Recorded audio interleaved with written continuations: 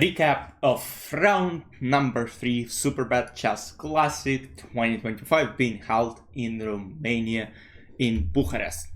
In the third round, Alireza who won the first game, which you can actually watch on my channel, drew the second one, and in the third round, I think that's a very great matchup for spectators, for us viewers. Alireza was playing against Fabiana Caruana, and Alireza goes for d4. So in the game that I showed in the first round, you can actually go right now and check it out. Alireza played e4, and that's what differs these top guys from the rest of the field. They know a lot in every single opening. So d4, g5, knight f3, knight f6, c4, e6, queen's gambit declined, knight c3, knight bd7. And basically what Fabi is saying, he's inviting Alireza to play Carlsbad setup. So here you can go for Rogozin by playing bishop b4, but knight bd7 is a very solid option too. C takes d5, e takes d5, and now bishop g5. We're going to the classical Carlsbad. c6, now queen goes to c2, bishop e7, e3, and knight h5. So generally the idea is to go knight h5 to trade dark squared bishops off the board. Bishop e7, queen e7, and for those of you who've been playing these positions with white, the idea is of course to perform a minority attack on the queen side. In the following game, we'll see a slightly different plan from what is usually being played. g4, Alireza says, buddy, I don't care, I'm gonna castle alone, I'll attack your knight. Knight goes back, now rook goes to g1, knight b6, h3, bishop e6, bishop d3, g6. Long castle, king b1, king b8, king a1, rook c8, and Fabi basically made a short castle, but on the queen side. King b8, rook on c8, pawn c6, d5, b7, good pawn chain, rook c1, and now rook c7. And yes, we had some action on the queen side, but now Fabi tries to actually create something on the king side as well. And plays h5, trying to shake this pawn structure, h3, g4, f2, e3, d4. g5, knight goes to d7, h4, and now pawn goes to c5, trying to open c file. He takes c5, knight c5, knight b5, rook c8, queen c3, bishop d7, queen a3, takes, and now rook goes to c7. Rook c2, rook hc c8. Now you have knight b3 idea, potentially, not right now, but it might happen. Actually, knight b3 right now is a threat, if I'm not mistaken. So rook goes to c1. Let me show you. Let's just say white player and a move like rook h1, there is knight b3. So right now, let's say knight b3 will first take the queen. If a takes b3, once again take the queen, take the rook, and if queen b3 will just take the rook on c2. Knight e4 was played in the game, trying to trade pieces of the board, takes.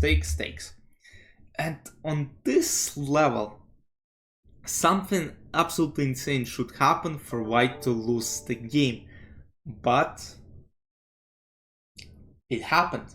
So let's see what happens. So knight e4, rook e4, rook h1. Yes, the position is passive. Yes, the black pieces are better coordinated. Potential weakness on h4.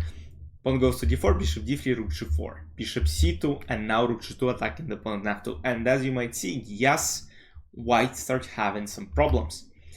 E takes d4, rook f2, king b1. But you know, for me, the thing is, yes, I mean, it looks better for black, but the problem is, like, this h5, g6, f7 cannot even be pushed. Like, you think of move like f5, but then it takes f6, rook f6, and suddenly your pawn on g6 becomes weak, because you can go rook g1, and then trying to take on g6, knight c4, bishop d3, knight d6. That's a smart reroute, rook f1, rook goes to d2, and now once again the position becomes somewhat unclear. So rook g2 according to the computer was best, and then if rook f6 you can just simply go king c7 and then go rook g4, trying to attack d4, h4.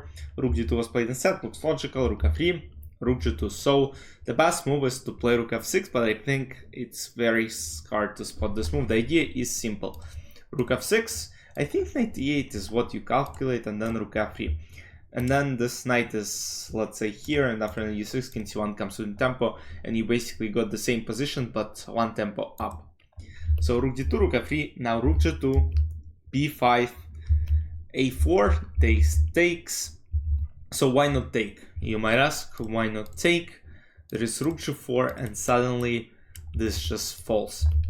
Bishop c4 was played. Bishop c4 was played with the sole reason of attacking the pawn f7, and if knight takes on c4, you also have two passers in the center. It takes b3, bishop b3, now knight goes to f5, attacking h4, attacking d4. And at this point, once again, it was a draw. Bishop f7, and according to computer, that's just a complete equality. Rook b3, king goes to c7, now rook a3, attacking the pawn on a7. If rook g5, once again, it's not so clear as black got two pass pawns on the edge of the board, but yes, according to computer, it is a draw.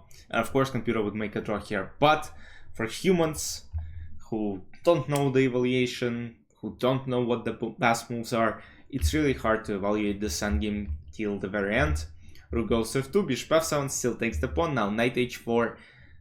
The pawn is on g6 is protected with bishop g6, knight g6, if rook h4, rook f7, rook b3 check was played instead, king c7, rook a3. We see kind of the same maneuver. Now this rook can take on f7 due to rook a7, rook f7, so that's not an option. a5. Now, if rook a5, now king b6 comes with the tempo attacking the rook and attacking the bishop, because the bishop is still under attack. So a5 is a very strong move. Bishop d5, rook f5, rook c3. Once again, the pawn cannot be taken due to king d6, and you basically pin everything on the fifth rank. That didn't happen. Rook c3, king d6, bishop e4, rook g5, taking the pawn, and now black got two pawn islands, two extra pawns. It is a winning position. But the game continued, and the game didn't stop as white still had chances. King d7, rook a6, rook g4, bishop c2, king e7, and now just start moving pawns. d5, knight f5, king b2, h4, first mistake, king c3, h3, once again mistake, d6, h2, d7, rook d4, bishop f5, h1, queen, king d4, queen h8, king d5, king f5. And now it looks like d7 pawn is very close to be promoted, and if you are not careful enough, this might end in a draw. Rook d6, king d8, king c6, g5, rook d1, g4, and now suddenly it became winning. The only holding move is rook d3. I honestly have no idea why it is so. The idea is to reroute the rook to e8, but rook d1 looks logical as well. So queen e8, king d6, g3, king s7, and now pawn is trying to be promoted, queen a3, does queen a4, and there is a problem. This is being attacked every move. It's very hard to deal with it, and white simply resign as basically pawn will be promoted. Let's say rook g7, king f6, attacking the rook f7, king g6, and now this pawn will be promoted on the very next move. So let's try to understand why rook e3 as opposed to rook d3 as opposed to yes, queen a8, king d6, and now there is no longer this queen a3 check. So this check appears to be crucial. That's why rook e1 is not as good, because queen kind of gets this effectivity from this side. And suddenly, yes, imagine rook d3 as opposed to rook d1 is making a draw, and you're losing because of that. Queen a6, and now king goes to c5, queen a7, you can go king c6 and not really worry about this pawn. Even though I would still be worried about this endgame, because this potentially might be lost, but according to computer, it's a draw. Even though from human's perspective, it might be still be lost, because it's very hard to defend this endgame. At least if I was playing against Sham, I would probably lose this one, but yeah, maybe these guys know how to hold. So Fabiana Caruana is 2 out of 3 points after throwing first 2 games in the tournament. He managed to win against Alireza, and I believe he is one of the leaders after 3 rounds. I just want to make sure. Yes, him and Prague are at 2 points, as you might see here below. Wesley, Maxima Shelgraf, Youngster Saluda, Bogdan Daniel Dak, Alireza, Kukiash Levon, and Nadirbiak is not having a good tournament, at least for now. He might probably come back. He just lost to Prague in round number 3. So hope you guys enjoyed. I'll see you in the recap of round number 4 tomorrow. Enjoy your weekend, have fun. Bye bye.